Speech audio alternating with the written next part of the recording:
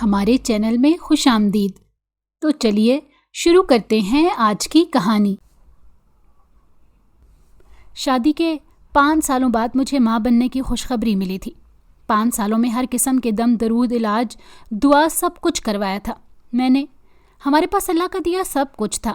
میرے شوہر property dealer تھے، گھر میں پیسے کی ریل پیل تھی، کوئی کمی نہ تھی، اگر تھی تو صرف اولاد کی، جس کے لیے ہم دونوں میاں بیوی بہت پریشان رہتے تھے۔ میرا سسرال زیادہ لمبا چوڑا نہیں تھا۔ جب میری شادی ہوئی تھی تب صرف ساس ہی تھیں، جن کی ہماری شادی کے تیسرے سال ہی ڈیتھ ہو گئی تھی۔ نند وغیرہ کوئی نہیں تھی مگر ایک دیور تھا، لیکن وہ بھی سوتیلا، کیونکہ میرے سسر نے 2 شادیاں کی تھی۔ میرے شوہر ان کی دوسری بیوی سے تھے۔ ان کی پہلی بیوی یعنی میری بڑی ساس اور ان کا بیٹا الگ رہتے تھے، مگر ان کا گھر کہیں دور نہیں تھا، ہمارے گھر سے تھوڑے فاصلے پر ہی تھا۔ میرے شوہر کا اپنی سوتیلی ماں اور بھائی کے ساتھ آنا جانا نہیں تھا، اگرچہ انہوں نے تو بہت کوشش کی تھی سوتیلی ماں اور سوتیلے بھائی سے بنا کر رکھنے کی، مگر ان ماں بیٹے میں حسد اور منافقت کوٹ کوٹ کر بھری ہوئی تھی۔ میرے شوہر سے خار کھاتے تھے، اسی لیے میل جول رکھنا پسند نہیں کرتے تھے۔ میرے میاں کو دکھ تو تھا مگر افسوس کے علاوہ کچھ نہیں کر سکتے تھے۔ خیر، جب ہمیں پتہ چلا کہ ہمارے گھر میں نئے فرد کا اضافہ ہونے والا ہے تو ہم دونوں میاں بیوی بہت ہی خوش تھے۔ خاندان والوں اور محلے والوں نے بھی مبارکباد دی۔ میرے شوہر نے سختی سے حکم دیا ہوا تھا کہ اپنی خوراک کا خاص خیال رکھوں، گھر کا کوئی بھی کام نہ کروں، آخر اتنے سالوں بعد پہلی خوشی ملنے جا رہی تھی، سو احتیاط ضروری تھی۔ وہ خود بھی میرا بہت خیال رکھتے تھے، میرے لیے طاقت والی غذا اور دوائیاں لاتے۔ ہمارے ایک پڑوسی تھے جو حکیم تھے، ان سے میں اولاد کے لیے علاج کرواتی رہی تھی۔ بہت اچھے انسان تھے، میرے لیے دور دراز سے جڑی بوٹیاں لا کر دوائیاں بنا کر دیا کرتے تھے۔ ان کی دواؤں میں واقعی اثر تھا، کیونکہ جب مجھے ماں بننے کی خبر ملی تھی تب میں انہیں حکیم کی بنائی گئی دیسی دوائیاں ہی استعمال کر رہی تھی، تو یقیناً یہ کرشمہ انہی کے علاج کی ہی بدولت رونما ہوا تھا۔ میں اور میرے میاں حکیم صاحب کو بہت دعائیں دیتے تھے۔ شوہر کے حکم کے مطابق میں گھر کا کوئی کام نہ کرتی، سارا دن آرام کرتی۔ محلے کی ایک عورت آ کر کام کر دیا کرتی تھی، اس کو میرے میاں تنخواہ دیتے تھے۔ ایک دن شام کے وقت میرے میاں گھر آئے تو ان کے ہاتھ میں ایک ڈبہ تھا، مجھے دے کر کہنے لگے، یہ حکیم صاحب نے تمہارے لیے دیا ہے اور کہا ہے کہ اس سالن میں طاقتور جڑی بوٹیاں ڈالی گئی ہیں، اس کو کھاؤ گی تو جو بچہ ہوگا وہ لڑکا ہی ہوگا۔ مجھے حکیم صاحب پر اندھا اعتماد تھا، لہٰذا میں نے وہ سالن کھا لیا۔ اس کو کھانے سے مجھے پہلے تو اپنے جسم میں کچھ بے چینی سی محسوس ہوئی، مگر کچھ دیر بعد سب ٹھیک ہو گیا۔ پھر اس کے بعد اکثر میرے شوہر کے ہاتھ حکیم صاحب وہ سالن بھیجنے لگے، جسے کھانے سے پہلے مجھے بے چینی اور بعد میں نارمل محسوس ہوتا۔ رفتہ رفتہ ڈیلیوری کا وقت قریب آتا گیا اور جب بچہ اس دنیا میں آیا تو وہ لڑکا ہی تھا۔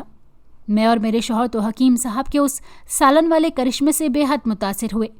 میرے شوہر نے دل کھول کر حکیم صاحب کو بھی نوازا، بڑے پیمانے پر خیرات بھی کی، خاندان اور محلے بھر میں مٹھائیاں بانٹی۔ ہماری خوشی کا کوئی ٹھکانہ نہیں تھا۔ میرا بیٹا جب 1 سال کا ہوا تو ہمیں دوبارہ خوشخبری ملی۔ اب کی بار بھی مجھے بیٹے کی خواہش تھی، مگر میرے میاں نے کہا، بیٹا ہو یا بیٹی، بس صحت مند اولاد ہو۔ ایک بار پھر حکیم صاحب نے جڑی بوٹیوں والا سالن بنا کر بھیجنا شروع کر دیا اور پورے 9 مہینے تک وہ ہر ہفتے بھیجتے رہے۔ حیرت انگیز بات یہ ہوئی کہ اس بار بھی بیٹا ہوا تو ہمارا نہ صرف حکیم صاحب پر اعتماد بڑھا بلکہ عزت بھی بڑھ گئی۔ اس بار بھی ہم نے بہت خوشیاں منائیں، حکیم صاحب کو بھی خوب نوازا۔ پھر اس کے بعد تیسری اور چوتھی بار بھی حکیم صاحب کا بنا جڑی بوٹیوں والا سالن کھانے سے بیٹا ہوا تو ہم ان کے بالکل ہی مرید ہو گئے تھے۔ چاروں دفعہ انہوں نے سالن دے کر کہا کہ کھانے سے بیٹا ہوگا، اور پھر بیٹا ہی ہوا۔ میں اور میرا شوہر بہت حیران ہوتے تھے۔ ایک دن میری ایک جاننے والی گھر آئی، باتوں باتوں میں حکیم صاحب کا ذکر ہوا۔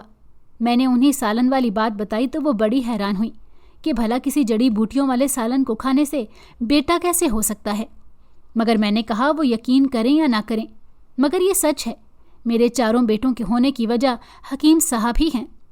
خیر، اس عورت نے آگے یہ بات پھیلا دی تو کئی حاملہ خواتین حکیم صاحب کے پاس اس سالن کے لیے آنے لگیں اور حکیم صاحب کی شہرت دور دور تک پھیل گئی۔ میرے شوہر نے ایک دن مجھے کہا کہ حکیم صاحب ناراض ہو رہے تھے کہ بھابی نے یہ بات دوسری عورتوں کو کیوں بتائی، وہ نسخہ تو صرف بھابی کے لیے تھا جس کو بنانے کے لیے میں اتنی دور دراز سے جڑی بوٹیاں لاتا تھا۔ میں یہ بات سن کر حیران ہوئی اور اپنے شوہر سے پوچھا، کیوں صرف میرے لیے ہی کیوں؟ میں نہ تو ان کی کوئی رشتہ دار لگتی ہوں، نہ ہی کوئی خون کا رشتہ ہے، تو پھر ہمدردی صرف مجھ سے ہی کیوں کی انہوں نے؟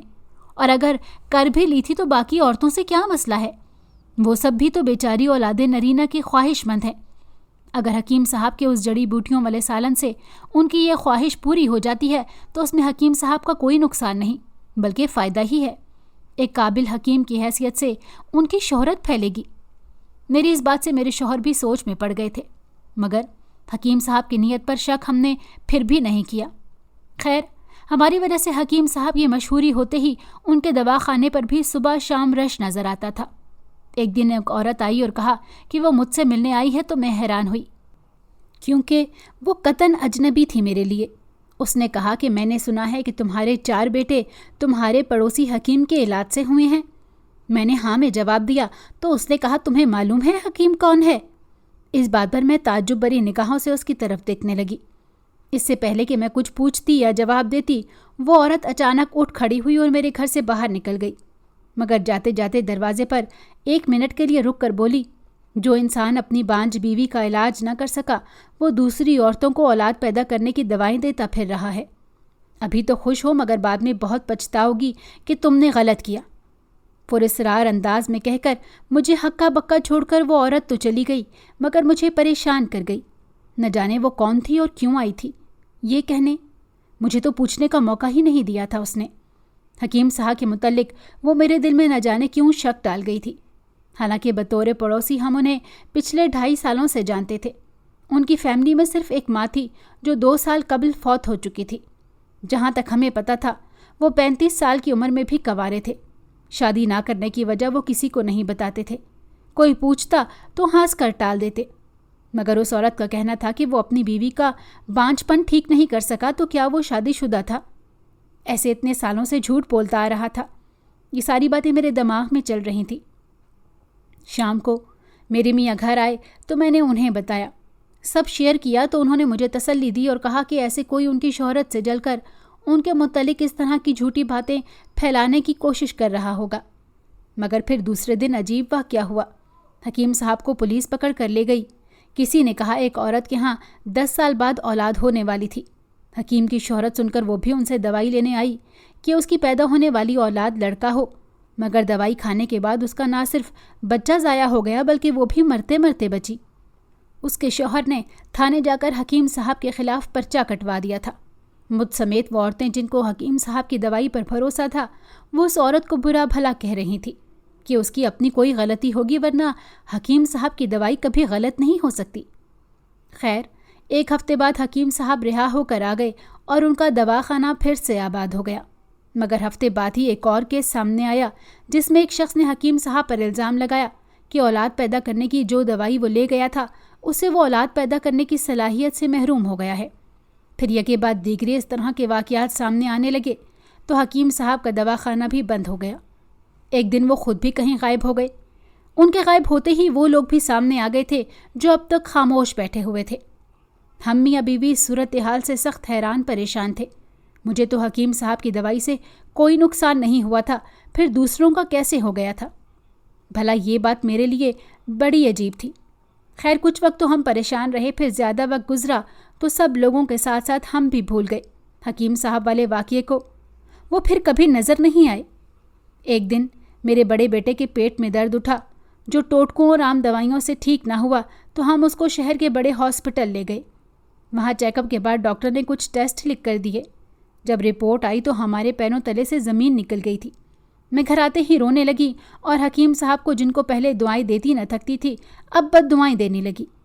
ہم نے ایسا کون سا نقصان کیا تھا ان کا بھلا جو انہوں نے ہمارے ساتھ اتنا بڑا دھوکہ کیا؟ رہ رہ کر پچھتاوا ہو رہا تھا کہ ہم نے اندھوں کی طرح حکیم پر بھروسہ کیوں کیا۔ ابھی ہم پہلے بیٹے کے نقصان پر رو رہے تھے کہ اچانک دوسرے بیٹے کے پیٹ میں بھی درد اٹھا اور پھر تیسرے اور چوتھے نے بھی پیٹ درد کی شکایت کی تو ہمارے ہاتھ پیر پھول گئے۔ بہرحال روتے دھوتے انہیں بھی ہاسپٹل لے گئے۔ ڈاکٹرز نے تینوں کے ٹیسٹ کروانے کا کہا۔ ہم دعائیں کر رہے تھے کہ ان کے ٹیسٹ ٹھیک آئیں، مگر ہونے کو کون ٹال سکتا ہے؟ ان تینوں کی رپورٹس بھی بڑے کی طرح ہی آئی۔ ہمارے سر پر آسمان گر پڑا تھا۔ ہم اپنے ہی ہاتھوں اپنا زندگی بھر کا نقصان کر بیٹھے تھے۔ میں روتی رہتی اور اٹھتے بیٹھتے حکیم کو بددعائیں دیتی رہتی۔ میرے میاں کام کرنے کے ساتھ ساتھ حکیم کو بھی تلاش کر رہے تھے تاکہ پوچھ سکیں کہ اس نے ہمارے ساتھ ایسا کیوں کیا۔ چاروں بچوں کا علاج بھی جاری تھا مگر کوئی فائدہ نہیں ہو رہا تھا۔ دن بدن لاغر اور کمزور ہوتے جا رہے تھے۔ ہر وقت پیٹ میں درد کی وجہ سے روتے رہتے۔ چاروں کی تکلیف دیکھ کر اور ان کو سنبھال کر ہم میاں بیوی کا برا حال تھا۔ ایک دن کسی نے میرے شوہر کو بتایا کہ وہ حکیم فلاں جگہ دیکھا گیا ہے۔ میں اور میرے شوہر بھاگے بھاگے اس جگہ پہنچے تو دیکھ کر حیران رہ گئے۔ وہ تو کوئی اور ہی حلیے کا انسان تھا۔ شکل تو حکیم جیسی لگ رہی تھی مگر حلیہ میچ نہیں کر رہا تھا، کیونکہ حکیم شلوار قمیض کے اوپر واسکٹ پہنتا تھا جبکہ یہ شخص ماڈرن تھا اور پینٹ شرٹ پہنے ہوئے تھی۔ اور مزید حیرانگی کی بات یہ کہ فیملی والا تھا۔ پیشے سے میرے میاں کی طرح پراپرٹی ڈیلر تھا، نام بھی کوئی اور تھا۔ اس سے مل کر ہم بہت مایوس ہوئے کیونکہ شکل اور آواز کے علاوہ وہ کہیں سے بھی حکیم نہیں لگ رہا تھا۔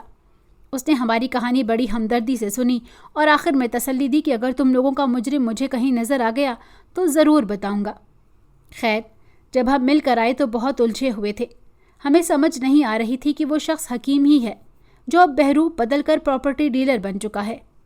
بہرحال میں نے اپنے شوہر سے کہا دفع کرو، ہماری قسمت میں جو ہوگا دیکھا جائے گا، حکیم کے مل جانے سے کون سا کچھ ٹھیک ہو جائے گا۔ تو کہا میں حکیم سے بدلہ لینے کے لیے نہیں ڈھونڈ رہا، بلکہ اسے اس لیے ڈھونڈ رہا ہوں کہ جو دوائی اس نے تمہیں کھلا کر ہمارا نقصان کیا ہے، شاید بدلے میں کوئی ایسی دوائی ہو جس سے ہمارا ہونے والا یہ نقصان نہ ہو پائے اور ہمارے بچے بچ جائیں۔ شوہر کی بات سن کر میں ہر وقت یہی دعا مانگنے لگی کہ حکیم مل جائے۔ کچھ دنوں بعد ہمیں کسی نے دوبارہ حکیم کے بارے میں اطلاع دی، مگر جب ہم پہنچے تو وہ وہاں سے فرار ہو چکا تھا۔ ہم افسوس سے ہاتھ ملتے رہ گئے۔ ادھر بچوں کی غیر ہوتی حالت دن بدن ہماری جان نکالتی جا رہی تھی۔ پھر ایک دن ہم پر قیامت ٹوٹ پڑی۔ بڑا بیٹا سیڑھیوں سے گر کر جان سے ہاتھ دھو بیٹھا اور پھر کچھ عرصے بعد یکے بعد دیگرے باقی تینوں بیٹے بھی پولیو کا شکار ہو کر چل بسے۔ ہم میاں بیوی ایک بار پھر تنہا ہو گئے۔ میں سارا دن چاروں بیٹوں کو یاد کر کے روتی رہتی۔ میرے میاں بھی ڈپریشن کے مریض بن گئے تھے۔ کاروبار پر ان کی توجہ پہلے جیسی نہیں رہی تو رفتہ رفتہ ہمارے اچھے دن جاتے رہے اور ہم پائی پائی کے محتاج ہو گئے۔ بڑے عرصے بعد میرے پاس ایک دن وہی عورت آئی، مجھے دیکھ کر کہنے لگی میں نے کہا تھا نا وہ شخص صرف نقصان کرتا ہے، اور دیکھا کر دیا نا تمہارا نقصان۔ تمہارے بیٹے اس کی دوائی سے نہیں بلکہ خدا کی مرضی سے اتفاقاً ہوئے تھے، مگر تم نے اور تمہارے شوہر نے سمجھ لیا کہ یہ سب اس کی جعلی دوائی کا کرشمہ ہے۔ اس عورت کی بات سن کر میں رونے لگی اور روتے ہوئے کہا دوائی جعلی نہیں تھی، جعلی ہوتی تو میرے بیٹے نہ مرتے۔ وہ شخص جان پوچھ کر مجھے زہر کھلاتا رہا جس کی وجہ سے میرے بیٹوں کی موت ہوئی۔ وہ عورت میری بات سن کر کہنے لگی تمہیں پتہ ہے میں کون ہوں؟ اس کی ہی بیوی تھی۔ میرا پہلا بچہ ہونے والا تھا جب اس نے زبردستی مجھے کوئی دوائی کھلا دی جس سے میرا بچہ پیٹ میں ہی مر گیا، اور پھر اس کے کچھ عرصے بعد نہ جانے کیوں اس نے مجھے طلاق دے کر گھر سے نکال دیا، اور پھر وہ شہر چھوڑ کر اپنی ماں کو لے کر یہاں آ گیا، اور یہاں تم سب کو اپنی جعلی علاج سے بے وقوف بنانے لگا۔ میں اس حکیم کی سچائی جان کر بہت دکھی تھی۔ پھر وقت گزرتا گیا اور ہم میاں بیوی کو بھی آہستہ آہستہ صبر آ گیا، مگر پھر اچانک سے اس واقعے کے 1 سال بعد ایک دن ایک آدمی ہمارے گھر آیا اور میرے شوہر سے کہا کہ کوئی آپ سے ملنا چاہتا ہے، اور پھر میرے شوہر کو ساتھ لے کر چلا گیا۔ جب گھنٹے بعد میرا شوہر واپس آیا اور میں نے اس سے پوچھا کہ کس سے ملنے گئے تھے تو وہ مجھے ٹال گیا۔ میں دل میں حیران ہوئی کہ ایسی کیا بات ہوگی بھلا جو وہ مجھ سے چھپا رہا ہے۔ بہرحال میرے شوہر کا رویہ کچھ عجیب سا تھا۔ وہ مجھ سے سیدھے منہ بات نہیں کر رہا تھا، مجھے اگنور کر رہا تھا۔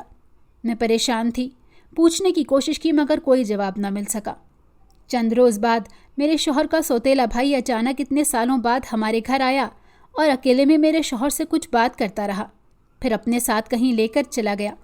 کئی گھنٹوں بعد جب واپس آیا تو چہرہ سرخ تھا، مجھے نہایت ہی عجیب نظروں سے دیکھ رہا تھا۔ پھر اچانک کہا اپنا سامان باندھو۔ میں ہکا بکا رہ گئی اور پوچھنے لگی کہ ہم کہیں جا رہے ہیں کیا، مگر اس نے مجھے کوئی جواب نہ دیا اور چلا کر صرف اتنا کہا کہ مجھے سختی پر مجبور نہ کرو، اپنا سامان بیگ میں ڈالو بس۔ میں پریشان ہو کر رونے لگی اور روتے ہوئے اپنا سامان بھی پیک کرنے لگی۔ پھر میرا شوہر ٹیکسی لے کر آیا تھا، مجھے اس میں بٹھا کر ریلوے اسٹیشن لے آیا اور ٹرین میں بٹھا کر میرے ہاتھ میں لفافہ تھمایا اور کہا اترنا مت، یہ ٹرین تمہارے ماں باپ کے شہر جانے والی ہے. اپنے اسٹیشن پر اتر جانا اور اس لفافے کو منزل پر پہنچ کر کھولنا. اگر تم نے میری ہدایت پر عمل نہ کیا تو بہت پچھتاؤ گی. عرض کہ اس طرح کی خوف و ہراس والی عجیب و غریب باتیں کر کے اس نے مجھے ڈرا دیا تھا. ٹرین چلی تو میرا شوہر مجھے اکیلے چھوڑ کر اتر گیا تھا اور میں بے بسی سے اسے جاتا دیکھتی ہوئی رہی تھی. مجھے اپنے شوہر کا یہ ظالمانہ روپ اور اس کی حرکت سمجھ میں نہیں آ رہی تھی. میں نے لفافے کو کھولنے کا سوچا مگر پھر اس کی تنبیہ یاد کر کے ڈر گئی اور رک گئی. سارا راستہ میں روتی رہی. ٹرین میرے ماں باپ کے شہر کے اسٹیشن پر رکی تو میں اتر گئی. اپنے ماں ابا کے گھر پہنچ کر کانپتے ہاتھوں سے میں نے وہ لفافہ کھولا تھا اور جو کچھ اندر سے نکلا اسے دیکھ کر میں بے ہوش ہو گئی تھی. جب ہوش آیا تو ہاسپٹل میں تھی. میرے ماں باپ پریشان حال میرے ساتھ تھے. میں سخت صدمے میں تھی. مجھے سمجھ نہیں آ رہا تھا ایسی کون سی غلطی ہوئی تھی مجھ سے کہ میرے شوہر نے مجھے اچانک طلاق دے دی. اتنے سالوں کی میری رفاقت خدمت کا بھی خیال نہ کیا. رو رو کر میرا برا حال تھا. میرے بھائی سے میری حالت دیکھی نہ گئی تو وہ دوسرے دن ہی ٹرین میں بیٹھ کر میرے شوہر سے طلاق کی وجہ پوچھنے کے لیے چلا گیا. مگر وہاں جا کر ایک اور شوق لگا. میرا شوہر گھر کو تالا لگا کر کہیں چلا گیا تھا. میرے بھائی اس کی سوتیلی ماں کے گھر گیا پوچھنے کے لیے تو ان لوگوں نے بھی بے عزت کر کے نکال دیا. میرا بھائی مایوس ہو کر واپس آیا. اس واقعے کو بہت سارے دن بیت گئے. میرا بھائی روز پتہ کرواتا تھا. میرا سابقہ شوہر مسلسل غائب تھا. اس کے گھر پر اس کی سوتیلی ماں اور بھائی رہ رہے تھے. وہ لوگ میرے بھائی کو پتہ نہیں بتاتے تھے. بہت عرصہ روتی دھوتی رہی اور بالآخر صبر کر لیا. مگر ایک دن بازار میں اچانک مجھے وہ اپنا پڑوسی حکیم نظر آ گیا. میرے زخم ہرے ہو گئے. مجھے اپنے معصوم بچے اور خوشحال گھر یاد آ گیا. میں نے بھرے بازار میں اس کے گریبان سے پکڑ کر تھپڑ مارنے شروع کر دیے. اس نے بھاگنے کی کوشش کی مگر لوگوں نے میرے چلانے پر اسے پکڑ لیا. وہ شاید یہ سمجھ رہے تھے کہ یہ آدمی مجھے چھیڑ رہا ہوگا. پھر کسی نے پولیس کو بلوا لیا. مجھ سے جب پولیس نے وجہ پوچھی تو میں نے تمام بات بتائی ان کو. ان لوگوں نے نہ صرف میری شکایت درج کی بلکہ حکیم کو بھی گرفتار کر لیا اور ساتھ ہی میرے سابقہ شوہر کی تلاش بھی شروع کر دی جس نے مجھے میرا قصور بتائے بغیر طلاق دے دی تھی. حکیم نے پہلے تو یہ ماننے سے ہی انکار کر دیا کہ وہ حکیم تھا. پھر کچھ لوگوں کی گواہی پر پولیس نے ڈنڈے سے خاطر تواضع کر کے سچائی اس سے بالآخر اگلوا ہی لی جو میرے لیے بہت ہی تکلیف دہ تھی. حکیم نے پولیس کو بتایا کہ وہ ایک ناکام حکیم تھا جس کی دوائیاں بالکل نہیں چلتی تھیں. وہ اکثر اپنی دوائیوں کا تجربہ اپنی بیوی پر کیا کرتا تھا. ایک دن اس نے کچھ جڑی بوٹیوں سے ایک دوا تیار کی اور اپنی بیوی پر زبردستی تجربہ کیا مگر اس کا وہ تجربہ ناکام رہا اور اس کی بیوی جو کہ ماں بننے والی تھی اس دوائی کے کھانے سے نہ صرف اس کا بچہ ضائع ہو گیا بلکہ وہ ہمیشہ کے لیے بانجھ بھی ہو گئی. حکیم کو چونکہ بانجھ عورت نہیں چاہیے تھی اس لیے اس نے اسے طلاق دے کر ایک اور عورت سے شادی کر لی. مگر جہاں اس کا گھر تھا اور وہ خود رہتا تھا وہاں اس کو نہیں رکھا بلکہ ایک دوسرے شہر میں رکھا تاکہ لوگوں کو اس کی شادی کا پتہ نہ چلے کیونکہ وہ خود تو کنوارا دکھانا چاہتا تھا. اپنی دوسری بیوی پر بھی وہ دھوکے سے تجربے کر رہا تھا مگر پھر اچانک اس کا تجربہ کرنے والی ایک اور عورت مل گئی اور وہ عورت تھی اس کے پڑوسی کی بیوی جو کہ 5 سالوں سے بے اولاد تھی. ایک دن باتوں باتوں میں اس نے اپنے پڑوسی کو ایک نسخہ بتایا کہ یہ کھلاؤ بھابھی کو. پھر رفتہ رفتہ انہیں اپنے علاج کے لیے راضی کر لیا. علاج کے بہانے وہ 1 سال تک پڑوسی کی بیوی پر اپنی بنائی گئی دوائیوں کے تجربات کرتا رہا مگر کسی تجربے کا کوئی رزلٹ نہیں ملا. پھر ایک دن اسے پڑوسی کی بیوی کے پریگننٹ ہونے کا پتہ چلا. وہ میاں بیوی اس کو حکیم کا کرشمہ سمجھ رہے تھے جبکہ حکیم صاحب کو اچھی طرح پتہ تھا کہ اس کی کسی دوائی کا کوئی اثر نہیں تھا کیونکہ وہ فضول سی جڑی بوٹیاں ہوتی تھیں جن سے وہ دوائیاں بنا کر ان کو زبردستی کارآمد بنانے کی کوشش کرتا رہا تھا. مگر پڑوسی اور اس کی بیوی ان سب کا کریڈٹ چونکہ اس کو دے رہے تھے تو وہ کیوں اعتراض کرتا بھلا. اس بہانے آمدنی بھی تو ہو رہی تھی. ایک دن وہ اپنے دواخانے پر بیٹھا جڑی بوٹیوں سے دوائیاں بنا رہا تھا جب ایک شخص اس کے پاس آیا. حکیم اس شخص کو بھی جانتا تھا. یہ اس پڑوسی کا سوتیلا بھائی تھا. اس نے حکیم صاحب کو پیسوں کا لالچ دے کر اپنا ایک کام کرنے کو کہا. ایک بوتل اس نے حکیم کے حوالے کی اور کہا اس بوتل کو اپنے کسی نسخے میں شامل کر کے اس پڑوسی کی بیوی کو کھلاتا رہے. پورے 9 ماہ تک بدلے میں منہ مانگی رقم اس سے ملے گی. حکیم پہلے تو گھبرایا مگر پھر پیسوں کا لالچ گھبراہٹ پر حاوی ہو گیا اور اس نے اس شخص کو بات مانتے ہوئے ایک پلان بنایا. جڑی بوٹیوں کو پکا کر ایک سالن تیار کیا جس میں وہ محلول تھوڑا سا شامل کر کے اپنے پڑوسی سے کہا کہ یہ بیوی کو کھلا دو. اس کو کھانے سے بیٹا ہوگا۔ پڑوسی کی بیوی چونکہ اس حکیم کی دیسی دوائیاں استعمال کرتی رہی تھی اور پریگننسی کو بھی وہ حکیم صاحب کی دوائیوں کی بدولت سمجھ رہے تھے، سو بغیر کسی ہچکچاہٹ کے انہوں نے حکیم صاحب کی ہدایت پر عمل کیا اور پھر خدا کی کرنی ایسی ہوئی کہ بیٹا ہی ہوا، اور ان میاں بیوی کا حکیم صاحب پر عقیدہ مزید پختہ ہو گیا۔ کام ہو جانے کے بعد حکیم صاحب کو اچھے خاصے پیسے ملے اس آدمی سے۔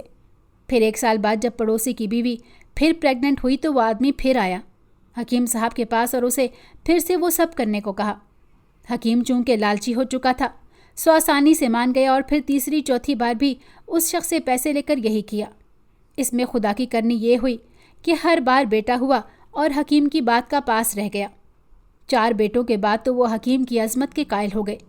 انہوں نے یہ بات آگے پھیلا دی تو اور عورتیں حکیم کے پاس آنے لگیں، مگر اس کی دوائیوں کا اثر غلط پڑتا گیا۔ کسی کو کوئی مسئلہ ہوا اور کسی کو کوئی۔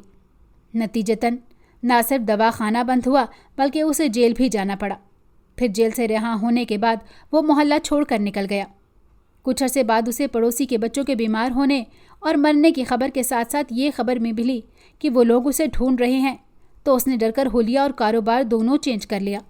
مگر ایک دن وہ پڑوسی اس تک پہنچ گیا، لیکن حلیہ اور کاروبار چینج ہونے کی وجہ سے وہ پہچان نہ سکا۔ پھر کچھ عرصے بعد وہ شخص اس سے ملا جس نے اسے دوا دے کر اپنے بھائی کی بیوی کو کھلانے کا بولا تھا۔ اس بار اس نے عجیب کام بتایا۔ اس نے کہا کہ میں اسی پڑوسی سے ملوں اور اسے کہوں کہ تم اس کی بیوی کو دوائی میرے کہنے پر دیتے رہے، کیونکہ اس کی بیوی کے پیٹ میں جو بچے تھے وہ اس کے شوہر یعنی میرے بھائی کے نہیں کسی اور کے تھے۔ اسی لیے کچھ عرصہ پہلے میں اس سے ملا اور اسے یہ سب کہا۔ پہلے تو وہ ماننے کو تیار نہیں تھا، مگر ہم نے کچھ جھوٹے ثبوت پیش کیے تو نہ صرف مان گیا بلکہ اپنی بیوی کو بھی طلاق دے دی۔ ساری حقیقت جان کر میں رونے لگی۔ پولیس نے جا کر میرے سابقہ شوہر کے سوتیلے بھائی کو گرفتار کر لیا، کیونکہ اب اصل وجہ اس نے بتانی تھی کہ اس نے ایسا کیوں، اور پھر اس نے بھی پولیس سے مار کھانے کے بعد اگل دیا کہ وہ اپنے بھائی کی ساری پراپرٹی کا اکلوتا مالک بننا چاہتا تھا، اسی لیے وہ نہیں چاہتا تھا کہ اس کے بھائی کی اولاد ہو، اس کا جائیداد سنبھالنے والا وارث ہو، تبھی اس نے یہ سب کیا۔ میرے سابقہ شوہر کو بھی پولیس نے کہیں سے ڈھونڈ نکالا تھا، اسے بھی سچائی کا پتہ چل چکا تھا۔ مجھے بے گناہ طلاق دینے کے بعد شرمندہ تھا، اسی لیے منہ چھپائے پھر رہا تھا۔ پولیس نے سب کے خلاف کیس درج کر دیا تھا اور عدالت کی طرف سے انہیں سزا بھی مل گئی، مگر میرا جو نقصان ہوا تھا اس کی تلافی نہ ہو سکی۔